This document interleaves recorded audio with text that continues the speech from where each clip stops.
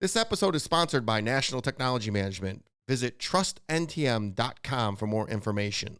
I'm Kelly Siegel, and this is Harder Than Life, a podcast about self-love, self-awareness, business, and health. We tell outrageous stories and boil everything down to simple, practical advice you can start using today. Let's get living. Welcome, my loves, to the Harder Than Life podcast, where today two non-drinking meatheads are going to talk winning and working out. Today we have Brad Jensen, aka the Sober Bodybuilder, on the podcast. Brad offers my next level experience, which inspires and motivates people to level up all areas of their lives.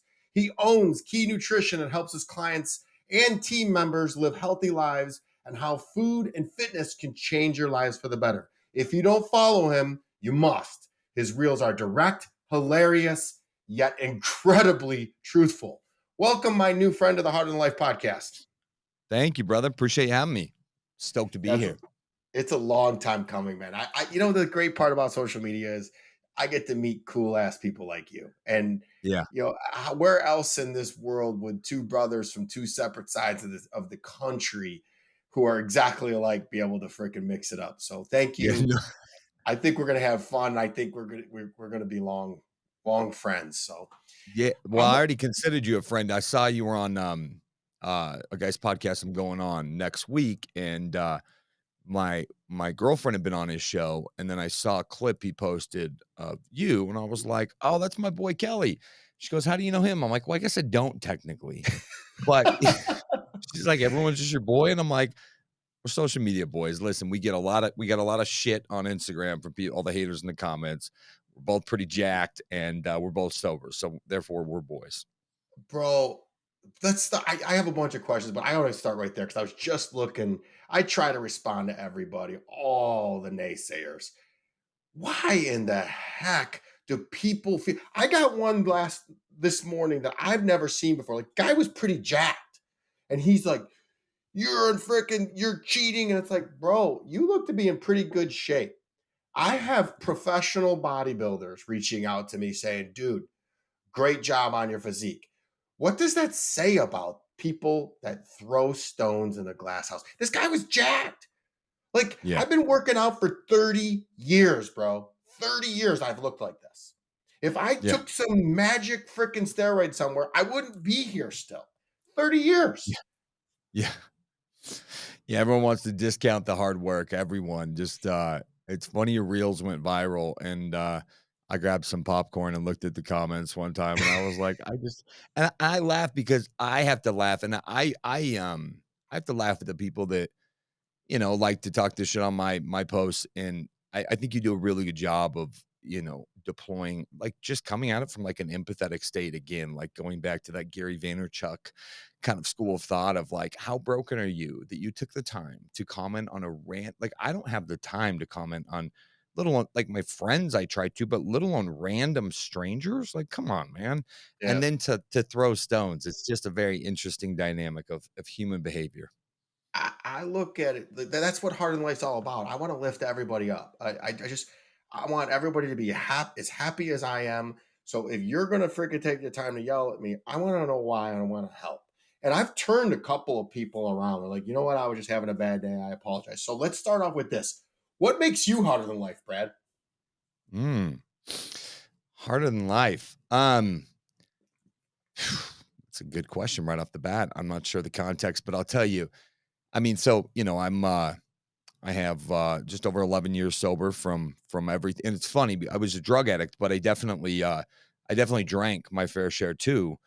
And to me, it's all the same. And it's funny how people will be like, "Oh, so do you want to drink? Like, we're out." And I'm like, "No, so I'm sober." And they're like, "Oh, like sober." And I'm like, "No, like kind of sober." "Yes, I'm sober. Like, I don't like," and I know that some people are kind of sober, right? They like, give up one thing and they keep doing another. And I think the absolute demoralization that was my life back then has helped me be harder than life, because life will continue to happen. In the last 11 years, I've been blessed to have success and have a kid and be a single dad, and lots of cool things have happened. But it's still, life is life, and the more you climb in this business game, and you're further ahead than me, is the more stress that comes with it. And I think that just this ability to be life on like talking about life on life's terms, it's gonna just life is gonna throw you some shit sandwiches sometimes. And I think the moments of adversity that we all go through, that ultimately helps us become harder than life. Like, and through that too, to walk through these hard times with some grace and with some dignity and with some character. Like to me, that's how I become harder than life because life cripples a lot of people out there. You know that. I mean, probably one of the reasons I started the brand. Life will kick other people's ass if they allow it to. And so many people, makes me sad, allow life to, because we all have our shit. We all have our struggles. We all have this, and so many people just succumb to it. And I'm like, I think you're missing the point of this thing called life. So Why did you drink? Mine is well documented. I wasn't. I grew up in a physically and emotionally abusive home. Didn't have any safety physically or emotionally. No love, no nothing. And I just built this tough man persona that everybody loved. When he drank, and I didn't. So the reason why I drank was because people loved mm, me when I was drinking. Why did you drink? I find that fascinating, actually. That's really interesting because, you know, a lot of people I know that get sober, it's because people hated them when they were drunk.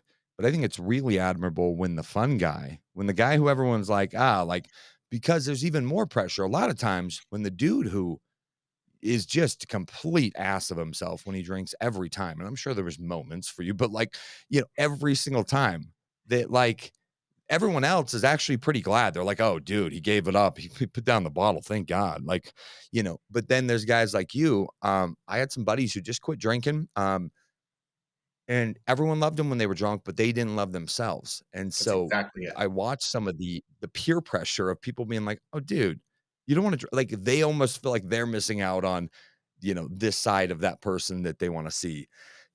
I've always said I don't know. I've came to the conclusion that I think it was meant to be just this big battle, and that's why I've felt so compelled to share my sobriety and be very open about it from pretty early on. I think I changed my handle. I was competing in bodybuilding. It was 2014. I got sober in end of 2012. So I changed it to the sober bodybuilder and it's just stuck. I mean, I'm not a bodybuilder anymore technically, but uh I had a good family. I was not like I was the youngest of five, came from a good religious household. My parents didn't drink, they didn't do drugs. Um, you know, I wasn't neglected per se. I wasn't abused. I mean, sure, we all have our dysfunctions in our family, but I always tell people like I became a drug addict despite all that and an alcoholic. I was overweight growing up, and when I found the relief of, I remember I was 13 years old, I took my first drink, and of course it was peer pressure. Of course, like I was like all nervous and had a stomach ache. I was like, I don't know if I should do this, and I took the drink, and I remember it was whiskey, and I remember taking the drink and I thought to myself, why in the hell would adults do that? This is awful. Awful. It was the worst thing I've ever tried. And about 20 minutes later, the whole world made sense. I was like, this is why they do it.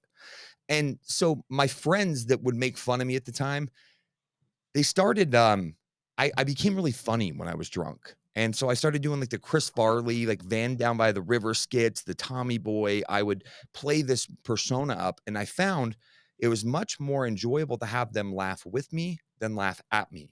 Because they would make fun of me for being fat. And they'd make the fat jokes. And we're 13-year-old kids, they're brutal.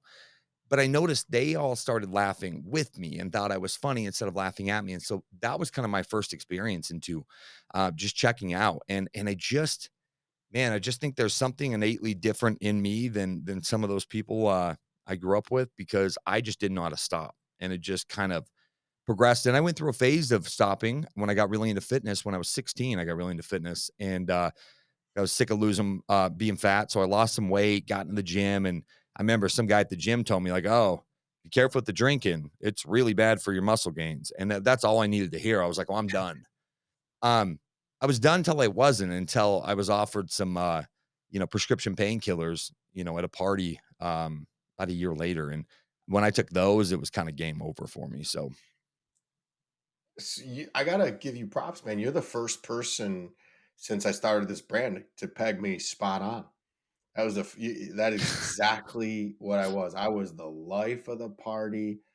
everybody loved me. What is he going to do next? I used to tell people when I drank, I was like, hey, when I die, I want you to have a party and talk about the crazy shit Kelly did. And now I look back and it's embarrassing. I didn't like who I was. I look in the mirror every day, even though I didn't hurt anybody. I had a driver. I was in shape. I was successful. I owned a successful IT company. I just hated the guy in the mirror. Hated it. The Mm, decisions I made, the positions I put myself in, and I just said, I'm just gonna try something. And I did, and I loved it. And I did. My friends mm, were like, dude, you don't have a problem. Have one freaking drink. And I'm like, no, I'm good. And now it's so rewarding to come home from a hard day because, as you said, life still happens. I still have the same stresses. I just don't. I have the rituals and habits and tools to deal with them. Well, that doesn't require having a drink, which never solved it anyways. That's the thing right. that people don't realize. Taking cannabis or scrolling or swiping or drinking, you still have the same issues. They're probably worse the next day. It's naming it and feeling it, they tend to go away. So I kind of like this a Yeah. lot better. I'm sober, but I don't consider myself sober. I don't drink. I don't do drugs. I don't do anything. But I just choose not to drink. If I want to have one drink right now, it wouldn't spiral into 50. It's Yeah. just why I'm vibrating at a level of fucking 10. Why would I drop to 2 to have a drink to make somebody else feel comfortable?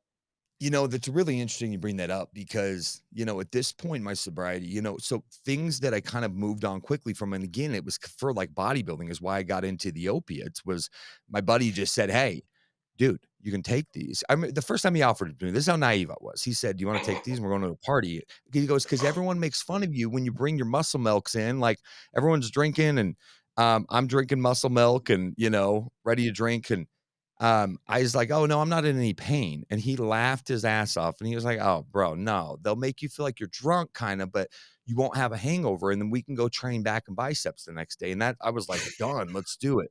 Um, but, at this point and there was intermittent times where, I would drink more heavily when I would get off the drugs, and then I'd go back to the drugs, and it was just this kinda bouncing back and forth between some kind of inebriation and intoxication. It didn't really matter what it was, and, at this point in my sobriety, people have said to me, like legit, very curious, not antagonizing, said, "Hey, do you really think?" Because I also kind of skipped the whole marijuana phase. Like I really skipped past that. I didn't actually like being high on weed. I felt too giggly and weird and stupid.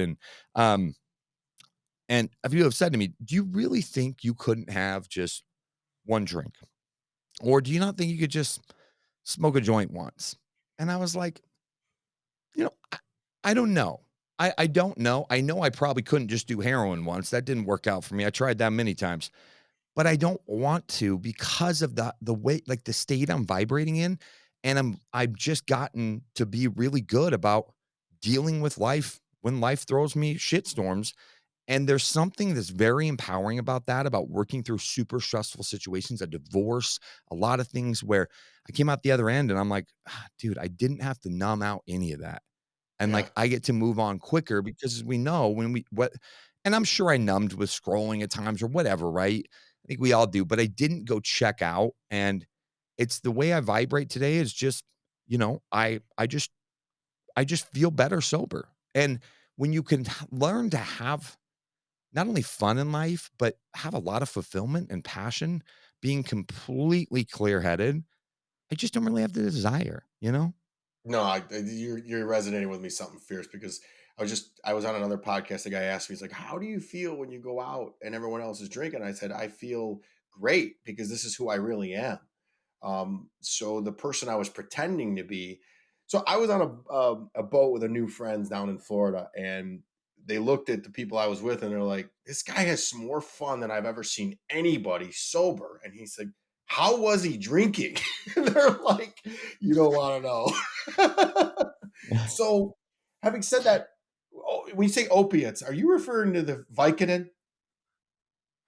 Yeah, that's what originally was given to me the first time was Vicodin, and then it spiraled pretty quick from that to that was during, kind of the Oxycontin epidemic, 2003, 2001 to 2004. There was, kind of an epidemic of Oxycontin until the FDA put on really strict regulations and, about, the overprescribing. I mean, I had a doctor that was a little bit crooked that, my back hurt and he'd prescribe me oxys, and then I was getting them from a buddy too, and when those laws changed, it just resorted to doing heroin.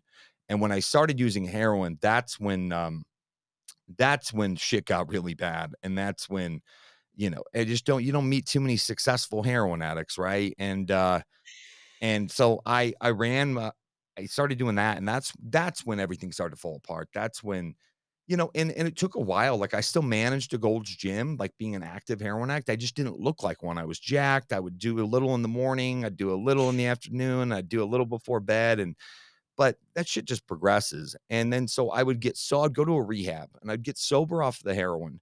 And this is when I realized like, you probably shouldn't drink too.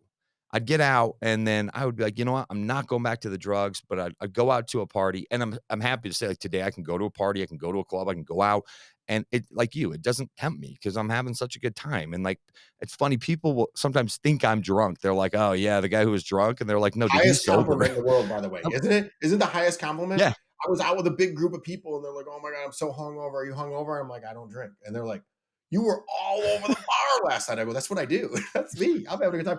I asked you that question specifically because the way that it was presented to you was the exact way that somebody handed me my first Vicodin.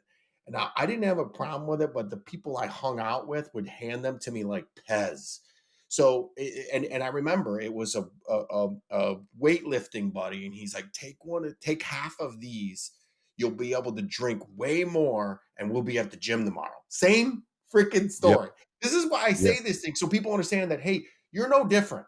You're yep. no different than anybody that started off. That's why if you're listening to this and you're a young kid and you're just getting started off, and all these friends are trying to peer pressure you, man, just don't do it. It ain't worth it. How old are you, No, Brad? 39, 39. Okay. How much do you weigh? 220, And how tall are you? 5'10" on a good day. 10. How Okay. much do you weigh?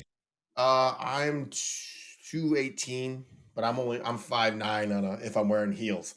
Yeah, I'm like 5'10" and a half, I think. Yeah, so Yeah. I'm a 5'9" little for shorter wearing than heels. you, probably just a little thing. I got 10 years on you, man. I'm 48. Yeah. So it's been a minute. So I always ask because you look freaking gigantic and I love it. You look great. So Thanks, man. what's And, your I still superpower, bro? Oh, sorry. Go ahead. um oh, no, I was gonna say I appreciate that, man, and, I when I competed when I first got sober, and definitely in my drug and party days, I definitely have always been transparent that I used to use anabolics, and even during my competing days, and it's funny nowadays, like, I mean, I have some pictures of me in between shows, and my girlfriend was like, "What in the fuck? Like, you were huge."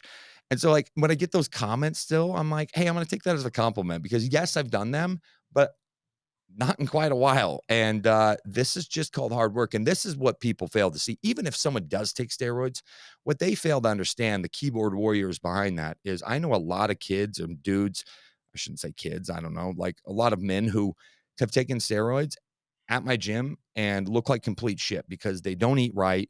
They don't really train hard enough.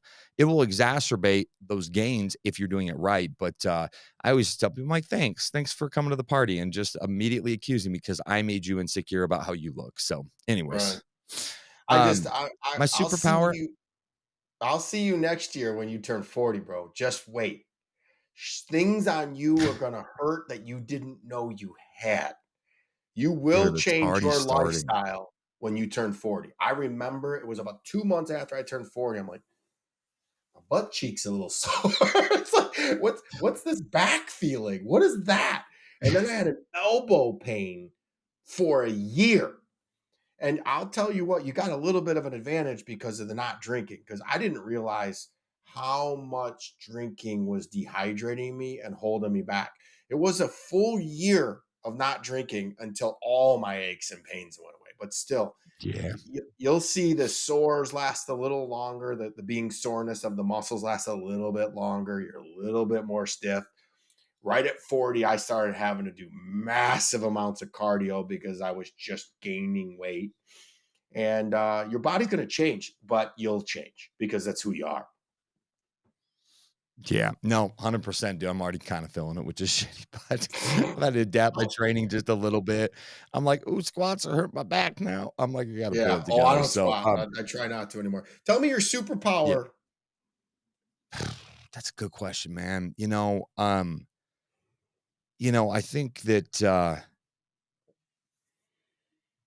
I think that, hmm, man, if you would ask me this just a couple years ago, I would have said like my grit and tenacity. And while I think that's a very attractive trait, so I got grit tattooed on my knuckles like a degenerate. My mother said she was like, "Oh, you look like a degenerate." I'm like, "Thanks, mom. I really appreciate that." Um, Hey, at you least know, your mom notices you. My mom never even noticed me. If I got in the way, knock me out of the way. So oh, that's sad. it is what it That's a is. shame. Um, the Yeah, my mom's great. She's just very outspoken. So my super. I think that's how would it. But I realized, only gritting and so I ended up getting grace on my other knuckles because I realized grit is an incredibly, attractive and it's a quality I really respect in people that are gritty and that can be tenacious, but you can't just grit your whole way through life. There has to be some times of actually just, like, you know, falling in love with your losses, and, like, part of that is some grace to me of being like, "All right, yeah, like, I lost. Damn, that sucked." Like, 2023 kicked my ass a little in business. I made some poor decisions, had some coaches leave, that I didn't have proper contracts in place. They took all their clients. It was legal shit, and, like, I took a big L in 2023, but I gave myself some grace that, like, I'm like, "Well, dude, X, Y, and Z got exposed, and that's your fault." Like, and so now if it's your fault, I can change it too. And so I think today, I think my adaptability and just the ability to view the glass half full. I really, really try to not to the point of not being real. Like, I think that you have those, toxic, positive people where you're just like, dude, but just be real. I can be real and say like, oh shit, really sucks right now. Like this sucks. This sucks. Super bummed about it, and it's going to be okay. And here's why. And I think just um, being able to be adaptable in situations and again, just viewing the glass half full. And that didn't just come because I woke up and made a decision one day. It came from therapy and habits and rituals and routines and, connecting with what I choose to call God. And like that, through that, I've become much more of a glass half full type of guy. Like, what's the positive in this? What can we learn? And then move on. We'll have to introduce you to Amberly Lago. She was just on Oh, I know that. Amber Lee. Oh, she's True Grit and Grace. That's her podcast. Yeah, I was She's on her awesome. podcast about a year and a half ago. So She's awesome, dude, and she's sober too. I love hearing these sober stories. So, yeah, yeah, she was amazing. we've been in the gym long enough, so we've seen some crazy stories. So, can you share a hilarious gym story that you witnessed or experienced firsthand? Oh my gosh, there's so many. The gym is a funny place. There's so I create these characters, and so many of them are based off of real shit I've seen, or clients when I used to work with a lot more in the back in the day that I watched them. And but it wasn't that long ago. I was I was at the gym, and um I mean, you try like y well, never mind, I'll be nice on that. There's just some people who, like, end up doing, and I try to deploy empathy, but I never know if to go correct them, like, where they're just doing something completely wrong.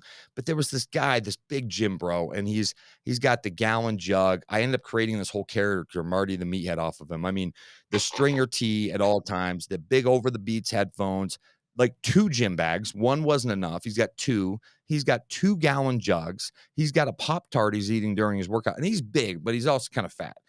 And, I grab my dumbbells and I walk all the way back, like pretty far. I try not to stand in front of the mirror. Like a little fun fact for you guys out there: don't like grab your dumbbells and stand right in front of the mirror. So I step back and I'm pretty far back, and all of a sudden I'm doing my set of laterals, and this guy taps me on the shoulder, and I turn around and he was like, "Hey, bro," and so I like kind of stop and I pull out my headphone. I'm like, "Can I help you?" I was already in the middle of my set, and he goes, you're in my gym space. You're in my mirror space, bro." And I was like, "What? Wait, what?" He goes, "Can you move?" Keep in mind, the guy could have moved to the right. Like, I didn't see him. I was pretty far back. And I was like, "Oh, the mirror?" And he goes, "Yeah, bro." And I was like, "All right." So I move, and he starts doing the set, and he's like, "Ugh, ugh," and I'm like, "That was bizarre." So I finished my set, and then he goes, "Hey, bro, actually, on second thought, man, can you record me?" And I was like, "Sure." So he hands me his phone. So I step back a little, and I'm like, just like from this angle, and he goes, "Yeah, just do like a walk around." And I was like, "Okay." So I'm doing a walk around. This dude gets pissed. He throws his dumbbells down, takes his headphones off, and he's like, "You're not doing it right, bro. Just give me my phone." And I was like, I don't know if to laugh or punch you, but I was like, okay, this guy is very passionate about his filming. That just happened like 2 months ago. So I've seen even crazier shit, but that's the most recent one on my mind. And it just goes to show like these guys are always going to be in the gym. And I don't know. He's probably late 20s. I'm like, I don't know. I mean, guys like me, you've been in there 30 years. I've been in since I was 16. One of my almost 24 years and 23 years now. Like, we just start to get kind of the gym etiquette. And so, but you're going to get those guys. And some of those guys are the reasons why a lot of my clients back in the day did not want to go to the gym. And I'm like, just kind of ignore them. They're just very there. That's all. So that's why I asked you, because of those freaking skits that you do on Instagram. They're freaking hilarious. When you put on the wigs, I almost die. I'm like, I cannot wait to see when you're making fun of somebody, because I've been there. I did a reel about that too. It's like, it's just a no. Don't stand in between the mirror and the person doing the lift. But would I correct somebody? Only if they were being egregious. And for the most part, most people we've forgotten now with phones that etiquette, gym etiquette. Don't sit on the freaking machine with your phone and hog it up. Let people work in. Drives me insane. So I just walk up Yeah. and I just am polite as can be. I'm like, hey, let me work in. Let me work in. And remember, this is coming post COVID, so people get freaked out. I'm like, I don't care. I just roll through it. So I asked that. If you're not following Brad, you guys got it. Sober Bodybuilder. He's hilarious. And really, Thanks, truthfully, brother. he knows his stuff backwards and forwards. You do know your stuff. I listened to everything you say. Your peanut butter skit was spot on, because Yeah. honestly, it made me think. I'm like, dude, I throw peanut butter and everything for added protein, and I was thinking, I never even looked at the sugar that comes with it. Yeah. So it was very eye opening. So follow the Don't Sober get me wrong. I eat a Bodybuilder. lot of peanut butter. It's just not the best way to get your protein in. But yeah. So Yeah. But you're don't get me wrong. I'm a peanut butter fiend. yeah, I put it in my shakes. So you're tremendously successful. You own several businesses. You're doing well, even though 2023, you said, kicked your butt. What's a typical day in your life look like? Because we all know, I without even knowing you, I know you run a routine. So I like to share the routines with everybody, because there's a kid listening right now. They're like, hey, these two freaking monkeys are huge. What does it look like for you? Like, I'm at the gym at 5 a.m. every morning. Phew. Yeah, I admire people like you. I get up, I immediately drink 16 ounces of water with a half a scoop of electrolytes. You've been sweating all night, and it's just a good way to. I mean, we wake up a little dehydrated, and don't get me wrong, I have coffee shortly after, but I made the commitment myself, and now even on vacation, it's like clockwork. I'll have to have a 16-ounce water bottle in there. My girlfriend makes fun of me. She's like, "You're so habitual."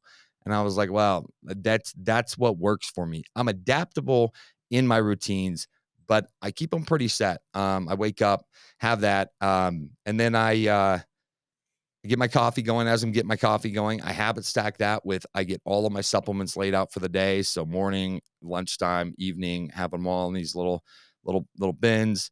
Got all that ready, and then I usually do some kind of like 10 minutes of a little bit of a meditation or a little bit of breath work. It just helps kind of center me. And I wish I could say I'm 100% on this, since now I have 50-50 in my kid. Depends on what time he wakes up, but I try to get up earlier than him to get that done. And then I take a cold shower every morning. A lot of people like to shit on them. I don't really care if someone does them or not. I do feel a little better. It definitely wakes me up, and I like doing something hard right away. Like, it um, just challenges me right away. I like getting one big hard win out because every morning when that thing, and it's cold in Utah right now, so that thing is cold. When I hop every morning, I stare at the door to open it, and I'm like, I don't want to just turn it to warm. And then it's just this little, and sometimes at the end I do turn it to warm and enjoy it. So I'm also not a complete psychopath, but that's just what works for me. And people are like, oh, cold showers don't work. I'm like, if they don't work for you, I don't give a shit. Don't do the cold shower then. I could care less. I really could not care less. I couldn't care less if you do it or not. I like it, and it's a lot more for my mental too, to keep challenging myself. And then I hit the ground running, get ready, eat a very healthy breakfast. I'm not an intermittent fasting guy. That's a one big meal that I do, and high protein. And then I get on with my day. And my days are pretty crazy from you know, till I get my kid or till I'm off. I go to the gym midday. I'm a lunchtime workout guy. It's just what works for me. I used to be an evening and I hated that shit. But that is an appointment on my schedule that my assistant knows, can't move. I don't move. Um, very, very rarely will I budge into that. And I've thought about it as Dominic gets older about maybe switching back to morning. So, when he's old enough to kind of take care of himself in the morning, because as my days get busier and busier, it has been hard, but I will not miss that. It is an appointment that I show up for. And so I urge you, if you're struggling with getting to the gym, use a Google Calendar or something and time block that shit out like it's an appointment. Like, I'm set to be there. I go. I work out with my girlfriend, which is nice because then I have somebody there meeting me and I need to show up and she forces me to show up on time. And so, um, that's kind of day in the life. I work out, then I go back, I do some work, and then try to be a really present father, spend good time with my kid. I have 50-50 custody of a almost 4-year-old little boy. And and dude, like, and then I do a little nighttime ritual as well. I try to have my blue light blockers on. I try to turn off electronics about a half hour, 45 minutes before bed. I wish it was before then, but I'm not perfect at it. And I try to get in bed around the same time every single night, wake up around the same time. Um, and yeah, sometimes I'll do a little brain dump like journaling if I'm feeling super stressed. But yeah, man, I mean, that's kind of leaving out a lot of the details, but that's I knew it. it's I kind of day figured in it the would. life. That's very similar to mine. I got to tell you a funny story. First of all, uh, I think that we should invent an app of somehow transpose a woman to the gym, because anytime there's a woman in the gym, that is attractive, you work out harder. So if your girlfriend's there, you're probably getting a better workout. If she's not there, you're probably like, eh. So I think that that's a cheat code. Let's put attractive women at the gym. That's number one. Number two is you'll get a kick out of this. You want to know why I work out at 5 a.m.? Because when I used to drink, the second I have a drink, I wouldn't go to the gym. So I wanted to get it out of the way the first thing in the morning because I knew I was probably going to drink later in the day and I wouldn't go to the gym. So I made it my priority. And even if I was hungover, that was how I got unhungover. So even my weightlifting has to work around my drinking. So if Interesting. you, isn't that funny? It's freaking, and it stayed Hey, with but me. that was smart. As your son gets older, you'll see his schedule becomes very busy. I have a 15-year-old daughter, and her social schedule is so busy. I have about 60-40. I have about 60% custody. So everything she Oh wow, good does for you. that's responsible comes through me. So her schedule gets crazy. So I just make sure and have to get my gym in, because if I don't, it's worse than if I didn't have coffee or food. It's like my daughter even knows. She's like, Dad, did you go to the gym today? I'm like, no. And she's like, it shows. That's my sanity, dude. It always has been. So if you could do Yep. one exercise for the rest of your life, what would it be and why? If you could only do one, sorry, that's what I meant to say. If you could only do one, Mm, okay. Well, mm, if you say wrists and ankles, I'm coming through this computer screen. if I say what? Wrists and ankles. Oh, yeah. Just do some tibialis raises. You know, okay, let me frame this up. Let me think about it. What I feel like I should do, but I hate the word should so much. What would actually be the most beneficial, I believe, for a functional standpoint would be a traditional deadlift. Now, that being said, um, I beat my body down a lot. Like, I don't traditionally deadlift a ton of weight anymore. But I think from a functional standpoint of being able to pick things up, put them down, be strong that way, something that hits basically every muscle, almost in the body. That's what I would say if somebody only had one exercise to do, is what I think would be the most functional. But considering I don't do many traditional deadlifts anymore, I don't want to say that because that would be a lie. But gosh, man, that's a good question. I don't know. One I exercise for the love rest the of my depth life. that you went I mean, into thinking about this. It's supposed to be yeah. a fun question. Oh, All right, yeah, I how went about very this one? serious on you. No, let's go to another one because this one's fun too. I put some fun stuff because everybody, there's nothing we're gonna say that lift lots of weights, you say your prayers, eat your vitamins, dude. Everybody knows what they need to do to work out. They just got to look in the mirror. If you could train with any celebrity, dead or alive, what, who would it be, and what workout would you do together? Mm. You know, I've always respected, and I think I would do some upper body with them. I don't know what exactly. Two people came to mind. Mark Wahlberg. I've just always respected that dude. He's not overly jacked, but he always has to play these roles where he's in pretty good shape. And when he needs to get in really good shape for a role, he get pretty jacked. And I've just always thought, I've always liked Mark Wahlberg. And he's always had fitness as like a part of his life. I heard him on a podcast, I don't know, probably a couple of years ago, and talking about like this has been ingrained in him. And like when he has to play a role that's like a little bit of a slender, skinnier guy, he absolutely hates his life because they tell him to not work out a lot. But I think I'd like to do it. I saw one day The Rock posted his chest day, and I'm like, man, that looks like it would take me through the ringer. That would be fun. Yeah, that's a good one. I think I'd agree with that one on you. So my answer for the one body part would probably be chest or some sort of press, dumbbell press, and anybody I'd work Yep. out with would probably be Arnold. I was just at Gold's Gym in LA and I just missed him, and people were showing me videos. So I'd love to train with Arnold once. That would be a good one. That would be fun. What's Yes. the most unexpected benefit you've experienced from bodybuilding besides physical strength and appearance? Yeah, I think the confidence that comes with it, and not just from your body looking better, but being able to get, under a bar or under some dumbbells, or that you're like in the minute you lean back or the minute you walk off that squat rack or whatever it is that you're like, oh shit, you get that like, "Phew, this is heavy." And it's just this mind over matter. It almost becomes this like spiritual experience to just be like, I mean, yeah, I've laid back with some dumbbells that were really heavy on an incline press, and I throw them up and I'm like, oh shit. And I'm like, nope, nope, nope. You got this. You got this. And then, my brain is doubting me like, dude, you're not going to even, you can't get these up. These are too heavy. And then I get them up and then I get 4 or 5 reps. Like that is, it's just a very empowering exercise in not listening to my first thought of my brain all the time.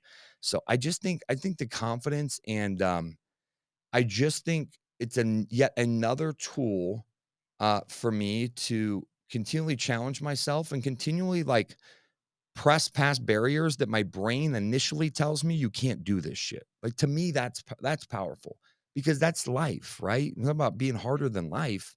It's learning how. Like my first thought is not always correct. My first thought is a little bitch sometimes. It's like you can't do this. Nope, too hard. Hey, that fight or flight kicks in, right? And weight training is just another example of that I believe transfers. I've always said, if someone really, really took this fitness journey, right? Let's say they were like, I'm going to give a year of my life and hopefully the rest of their life after that point, but I'm going to strength train. I'm going to eat right. I'm going to do my cardio. I'm going to devote this. I'm going to get my sleep. I'm going to, quit partying. The lessons they would like, the physical results at that end of the year would almost be the icing on the cake for the person they became in the process. Like, because you learn so much about yourself. You learn grit, you learn determination, you leave dedication, consistency, um, battling through adversity. You learn these things along the way that transfer. That's not just specific to this fitness journey. I believe it transfers into every area of life. They start noticing, and you have to be patient as shit in this journey. Guys have been at this for 30 years like you, and 20 years like me. Like, you know, this shit, like me and you were in there because we love small incremental changes. Like, you got to really love this shit to be like, I'll notice some changes in my physique. And my girlfriend's like, yeah, you look, but even when I look worse, she tells me I look the same, which I genuinely believe she just doesn't notice these I'm like, "Look at this. I've been really working on my medial delt. See how they're popping a little more?" She just stares at me like, "What the hell?" "Yeah, sure, honey." I'm like, "Good God." But she also, when I'm like, "I'm in a lot of shape," she's like, "I literally can't tell." You gotta love this shit to, like, do that for, like, that little extra bit. And guys like me and you do, because it's who we are, it's our lifestyle, it's ingrained in us. But yeah, man, that was a long-winded answer to say I just think that there's so many lessons you can learn from really taking a fitness journey and a lifestyle change super serious. I got to tell you, I'm 70 plus episodes into this, and Brad, I like that answer. I hope that people go back and rewind and listen to it again.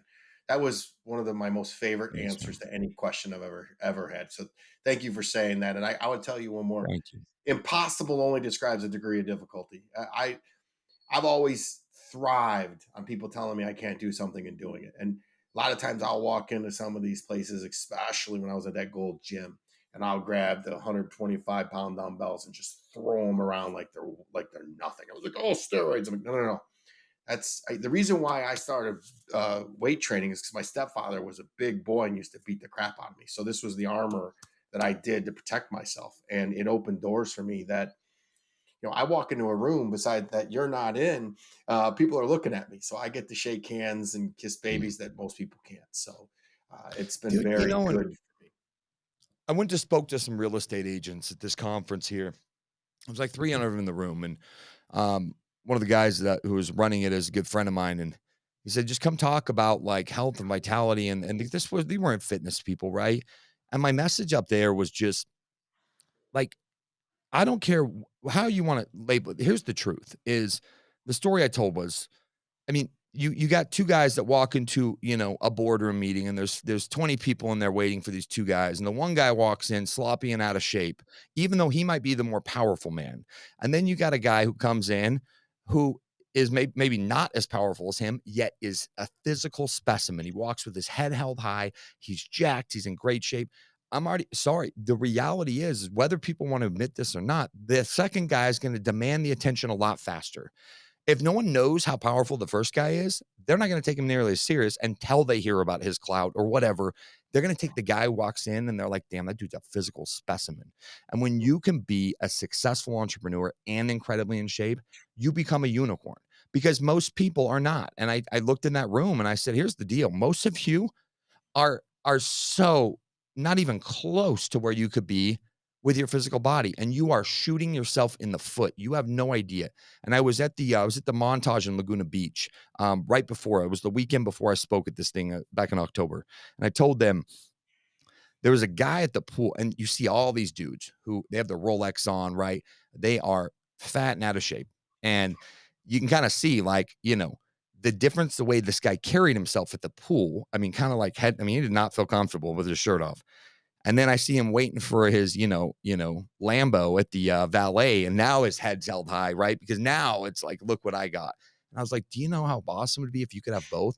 But there was another guy there who wasn't he was not in great shape, but that dude had this confidence. He was beaming I was like, either he is just the most confident kind of overweight guy, or there's something behind him. He was confident. He was playing with his kids as he was walking with his shoulders back. He's like this confident guy. And I had his Rolex on, and I started chatting with him, and I told him what I did for, a living. And he said, "Oh man, guess what? I've recently lost 70 pounds." Whoa. And I was like, "Oh," and I said, "You know what, man, I can tell." And he was like, "You can tell?" I'm like, "Well, I don't know what you looked like before."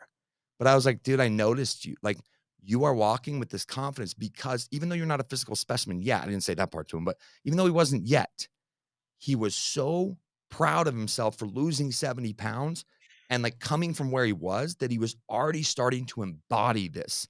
And I just wanna shake people and be like, man, like, if you understood, like, if you're winning the business game, but you're missing the body game, you were doing yourself such a huge disservice.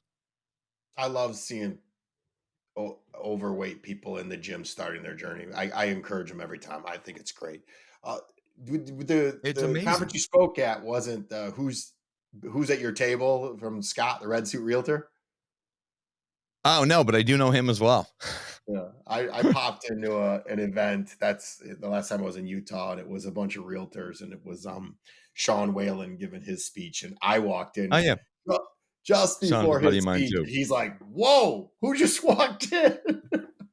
Oh, He's like, and then he immediately freaking, says, he's on stage and he starts talking to me while he's on stage. Like, who the hell are you? oh, he Good, was, yeah.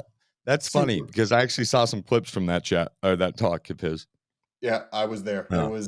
It was like, I don't mean to be it. I'm the most friendliest guy you'll ever see in the world. So I got some more fun questions for you. If you could swap bodies with any animal for a day, which would it be? Which would you choose and why?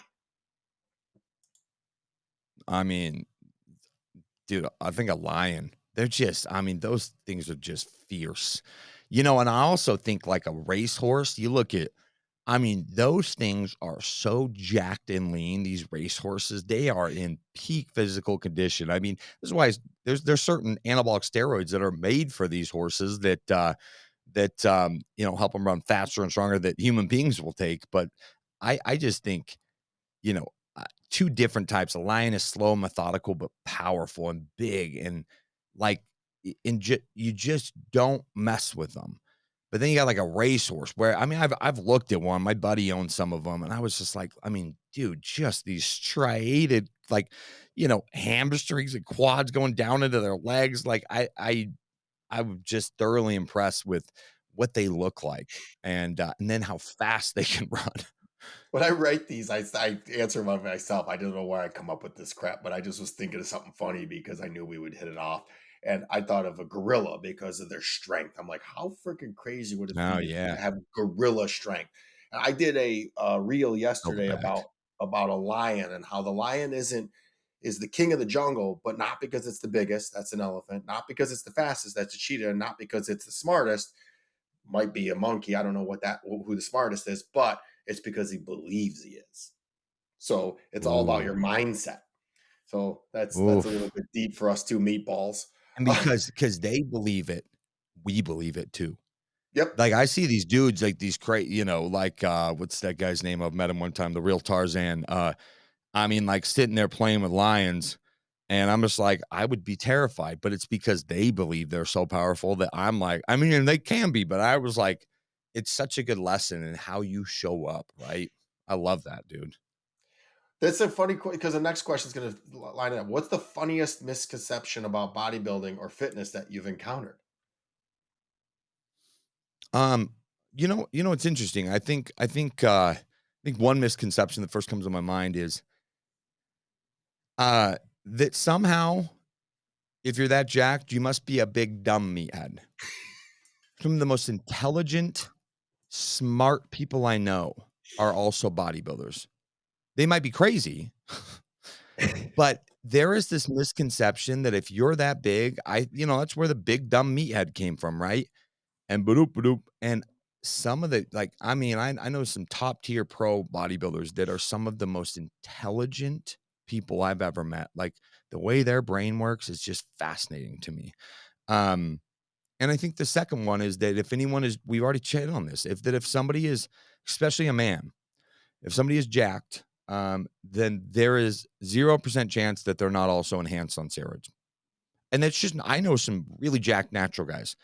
And I know some jack dudes who have taken stuff, but haven't taken a long time, like myself. Like there's a, and that's again, that goes back to that. I think a lot of insecurity, and maybe both of them do, right? If they're going to be big and buffer than me and look better than me, then damn it, I should be smarter than them. So I'm going to label them as dumb. I mean, it could be one, or you have these movies that play off the big dumb jock. And so maybe where some of that came from, right? Some stereotyping from, as we've gone along the years. But I do think there's a huge, massive insecurity that if somebody is big and looks much better than me, not me, but like in general, right? Rhetorically, then that must mean that they are cheating because there's no way they could look better than me. You know, those are the two misconceptions that if you're jacked, that you must be on steroids, and that if you're super, super jacked, you might be stupid. It's just not I true. love that. I love when I meet new women and they're like, they're expecting me to be dumb. And then I start talking like, okay. He knows what he's talking about. You know who's actually super duper intelligent is Arnold Schwarzenegger. I just read his book. He's brilliant. Brilliant. I mean, we kind Yeah. of figured that out when he was the governor of California, but that dude is super wicked smart. Yeah. Yeah. Super smart. I did know that. Yes. Yeah, if you don't, I don't know if you read or you listen to audiobooks, his book was great. I read it in like 2 days. It was so good. I highly recommend that you read that. Check it out. What's the secret to staying disciplined in your diet without feeling like you're missing out on indulgence? I've always said, man, I think the key is not making anything off limits, like allowing yourself to, because it's just as natural a bit when we say we can't have one, and which is why even with like, even in programs like AA, they say like one day at a time, because if we say we're never gonna have one the rest of my life, like, then our body, our brains instinctively want that, right? And then they feel restricted. And so I think allowing yourself, and for me, no food's off limits, but that doesn't mean I choose to eat it all the time, because not only A, will my body not look great, but even deeper than that, when I worked with a lot of clients, I tell them, like, you gotta think about, how does this food make me feel? You know, I'm not saying if you have a donut here and there that I do, and I'm still lean, but you will not feel great. And that's the problem. Like, I don't like how I feel when I eat a bunch of shit, so I choose not to. But it's also not off limits. I think the key to staying dedicated is finding different leverage points. Like, besides, I can't have this food because it will make me fat. It's like, no, I don't want this food because I feel like shit when I eat it. And like when you eat clean long enough, you get to that place where those foods do that. Like, I still indulge sometimes, and every time I'm like, "Oh, man, I feel like shit." And it's okay to do that sometimes, but I just pick and choose, when I do that. And so I just think, and like, that's been my message for a long time, is I used to, like, make things super off limits, and then I craved them. And the minute I was like, "Dude, if you want some, have a little, but just have it in moderation, have a little bit, and move on." And I found when I gave myself permission, um I just don't want it as much. And so you gotta find different leverage points of why you wanna eat those foods all the time, and why you choose to eat the other foods. By the same token, like, y you're not gonna stay. People are like, "Oh, I'm swearing off sugar forever." And I'm like, "Well, that's probably not true." So, but, like, I think it's really good that you want to eat significantly less sugar. I think that will be far more advantageous for your life. But, man, stop putting these rigid, "No, I can't." Like, I just think that's one thing that really holds people back. Man, you're doing. I could talk to you forever. We got about five more questions, and I want to be cognizant of your time. So, you're a father, a business owner, a boyfriend, and a lot going on. What do you want your legacy to be for little Dominic?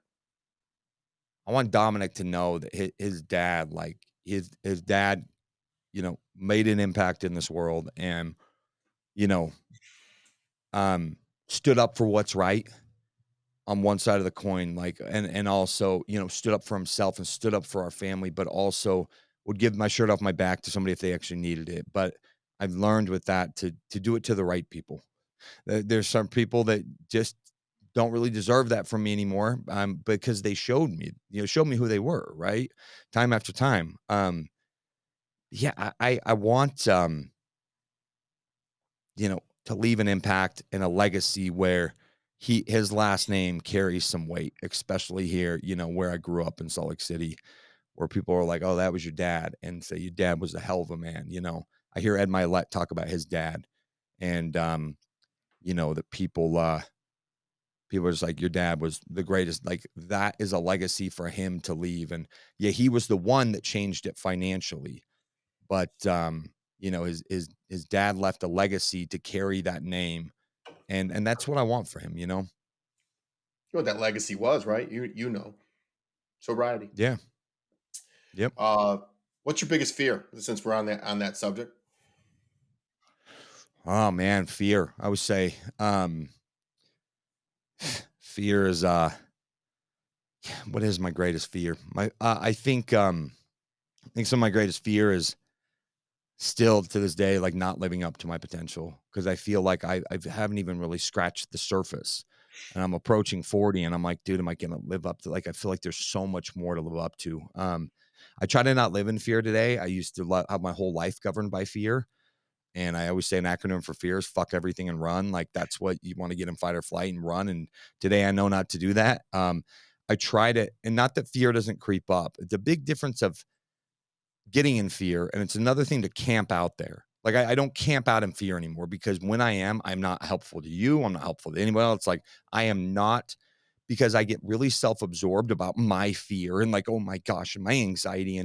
And I have tools and tactics. Part of that is working out. I go for a walk, I'll meditate, I'll call a friend, like a journal, like I'll do something if it gets to the place where I feel like I'm getting paralyzed by this. But I think my greatest fear, if you would ask me a year ago, was not being a good dad. And in 2023, while we had some blows in business, and like you said, like even despite that, I'm really grateful that like we definitely weren't on food stamps, like it's just money. Money comes and comes back. And that's the beautiful part. And it already is this year. But what I realized in 2023 that trumps it all was I am a good dad. Like I had a great fear about getting 50-50 of him. And if because his mom was worried because one of our problems in our marriage was I was pretty selfish. And she would remind me of that. And what 2023 showed me is that I am a good dad. And I was like, holy shit, that's the biggest win. Fuck the money, fuck everything else. Like the fact that I can go, man, like, yeah, I'm a good dad. Like I don't have to live in fear of that anymore because my behaviors and actions have showed like, they've overrode that fear that maybe all this other stuff that she said to me initially, she doesn't anymore, but was true. And so I think just fear of not living up to my potential, man. I'm excited for you, man. I really enjoyed this, and there's more. We got a couple more questions, but I've really enjoyed it. The depth to you. You have tremendous depth, and you're kind, and you're warmth, and there's a lot of love, and I look forward to Mhm. seeing you grow. And I swear to you, I did not start growing massively. I kind of started looking around when I turned 40, but at 43 is when my massive growth comes. So you're smarter than me, definitely more Thank handsome. you. I'm looking forward to however I can feed into you. I'm going to be in Utah a lot. So anything that you want, you have a friend in me, and you need somebody to kick your Dude. behind, I'll be there. But Dominic's in good hands, and forgive that selfish guy because you aren't him anymore. I can see it, so I'm Yep. proud of you. Thank you, brother. We got all Yeah, this man. Thank far, you. and we haven't done anything talked about any of your businesses. So, what projects or initiatives are you currently working on or excited about? Specifically, I was on your website yesterday doing show prep and just making sure there's so many ways to work with you. This is your infomercial to get the Heart and Life listeners how they can reach out and touch you and work with you. Thanks, man. Yeah. So I've owned Key Nutrition since 2017. So we do one-on-one fitness nutrition coaching. I have 8 different coaches that work for me, and they're all amazing. And we do a very high touch, coaching model. We do phone calls or Zoom calls almost every week with clients. And because we're really working on a lot of the mental, emotional side too, along with obviously the workouts, nutrition, and then I created this next level experience course about 4 years ago. I run that 3 times a year. It's like a high ticket self development program. And we only take about 12 people at a time because it's very intimate. We got a therapist that helps. We got energy work. We got 2 weekly calls.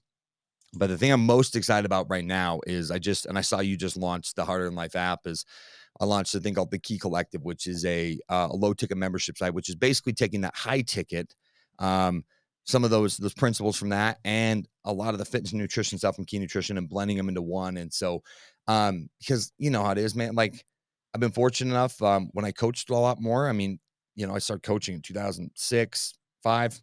Um, and was hit and miss with it. But I've coached I think over 1,600 people, and that's amazing. But I want to help 16,000 or 160,000, and you can do that. You only have so much time in the day on a one-on-one basis, so it's a low ticket, super low ticket, just monthly membership app that has the workouts in there, but a weekly live call and a community, and tons of different recipes and long form content on all different things. And so it's that's what I'm most excited about right now, because people could join things like your app and my app and a couple others even, and still stay at a very like reasonable monthly price and get so many different avenues of stuff. And so that's what I'm most excited about. That just launched this week. So this Oh, 3 days nice. ago. And so yeah, super excited about that. That's the biggest thing I've been working on. And putting so much content into there has been exhausting over the last 4 months, but it's coming together. So So to work with Brad Direct, go to mynextlevelexperience.com.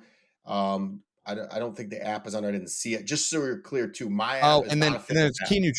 keynutrition.com as well. So the My Next Level Experience is the Keynutrition.com. next level. Yeah, and then Download it. I'll send. keynutrition.com will sync you to Next Level or the collective app too. So I'll send you a text to join. My app is a community health and happiness app. So I need someone in there talking about fitness, nutrition. It's all available, but this is just I call it the winner circle. It's a social media app with guidelines. So there's no negativity allowed in my app. And it's all for charity. So if you want to go oh there wow. and you want to you should see in there. It's just started 2 weeks into it, and there's maybe 50 or 100 people in there, and they're all lifting each other up. Somebody puts a Yep. post Yeah. out, 10 people are freaking, let's go. So think of it as just a happiness hangout, and you have access to. And I just said, guys, there's no rules other than you can't be negative. You can't tear each other down, or I'll throw you out. And it's just get in there, pump each other up, sell each other things, work together, and lift each other up. So go in there and throw Amazing. your nutrition. There's nutrition in there. I got some affiliate agreements. We'll do some other things with you, but I'll send you a link that jump in there and introduce yourself, and people, you'll get a bunch of business out of there. We're just about to turn Amazing. on the marketing. It's going to blow up. We're going to get 1 million members, and it's all for charity. Oh, So that's cool, dude. yeah, You're a good this dude. ain't for me. I own an IT company that does well. We do really well. We're not worried about. Yeah. I don't I need saw that anything else. today. I was like, I wonder what this son of a bitch does for a living. I'm like, I was like, I mean, he's just a really rich influencer. And I was like, I nah, have a Kelly propeller head. does. I know most people don't Kelly believe has it. other things he's done. I'm sure of it. I just didn't know what. So today I was like, oh, that makes sense. I always knew. I was like, and that's what it's like, when people come talk shit, it's like, dude, you're doing this. I don't have to do this for money. Like I'm thinking for you, dude, get off the dude's back and quit hating. He doesn't have to do this shit. There's not he's not like, you're not even, I post way more controversial stuff in the fitness industry. And yes, some of that's strategic. It's what gets views. Unfortunately, when I'm too soft, it just blends in with the 9 million other fitness coaches on there. So I do, but I post more controversial stuff. Some of the comments to you, I'm like, this dude just gave the most uplifting message. And you're like, steroids, that guy's too big. I'm like, dude, get off. Go be happy. I don't Yeah, know. you know what it is? I was given this gift by God of oration and this mind and this body. So I'm going to share it with people, and I'm going to inspire Mm. as many people as I possibly can. And I've been called by God. There's no ifs, ands, or buts about it. I've been shot at, I've been stabbed, I've been beat up, I've been run over by cars, and I'm still here. That's what Harder Than Life is about. So I'm gonna freaking stand Mm. loud and proud and inspire as many freaking people. That's what did the app, because I get sick and tired of being yelled and ridiculed by other people. So in my app, that won't happen. And I'm not saying it's going to be replace any apps. It's not. It's just a hangout for different people. It's like a fraternity or a sorority that you built of like-minded killers, savages, assassins. So having said that, I got 2 more questions and we'll get you out of here. Sorry, we're going long. Who has been your biggest source of inspiration in fitness or life besides Dominic? Um, you know, in life, my father, and keep in mind, I hated my dad growing up. I hated my dad because he was super strict on me and he had these things called boundaries and I hated them. And I didn't really want anything to do with him. And until I was willing to clean up my life, he kind of cut me off. And now I look and I'm like, if I can grow up to be half the man my dad is, he is not one of a ton of words. He's when my dad rarely has to say I'm sorry because he thinks before he talks, like to the point where you're like, you there? Hello? He is, he's 76. I don't know how much longer I have with him. And I'm just, I hear stories about people's dads who weren't. And I'm like, he was kind of a dick, but he wasn't abusive. He was just stern. And when you're being a knucklehead, it's not going to work out well. And in the fitness, I, you know, I was really inspired coming up in the, the bodybuilding era of like Ronnie Coleman and Dexter Jackson and these guys, and I was just really I was so enamored by Jay Cutler, and when I got to meet him at the Olympia, and I was pretty jacked. I think I was 19. He pulled me off to the side and gave me some good advice and was super kind. And he was a huge inspiration for me. And then people told me, they're like, you look like Jay, till I started losing more hair. I was like, thanks. Jay's a good looking dude. I'll take that. So yeah, those are the two. I got to tell you, choked me up with the dad thing, man. My father died 25 years ago from heroin and drinking, and was the smartest guy.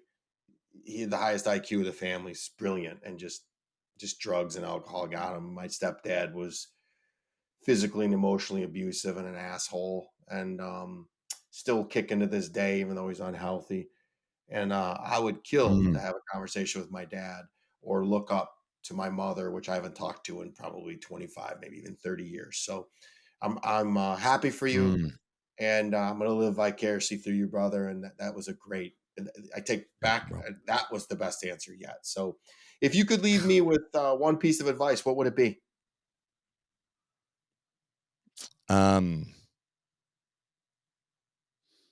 That everything you want is on the other side of uncomfortable and hard. Like everything you want in life, body, your business, your relationship, your happiness. This shit doesn't happen by accident. It doesn't happen by luck. Sure, there's maybe luck involved, but everything, I always say, everything you want is on the other side of uncomfortable and hard. Like, and just be willing to get comfortable being uncomfortable, because on the other side of that is that beauty and that peace and that contentment and and then life will throw you another battle. But just remember that everything you want is on that other side. And so walk through that.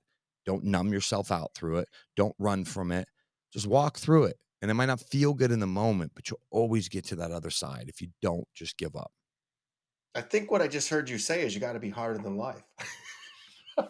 That's right. I was about to say, AKA, be harder in life. Please rate and share this podcast. I'm active on all social platforms and love to hear from my Siegel supporters. Each and every episode is sponsored by my company, National Technology Management, the easiest and best IT company to do business with, delivering peace of mind with technology every day, even simplifying cybersecurity. Visit trustntm.com for more info. Until next week, be harder than life.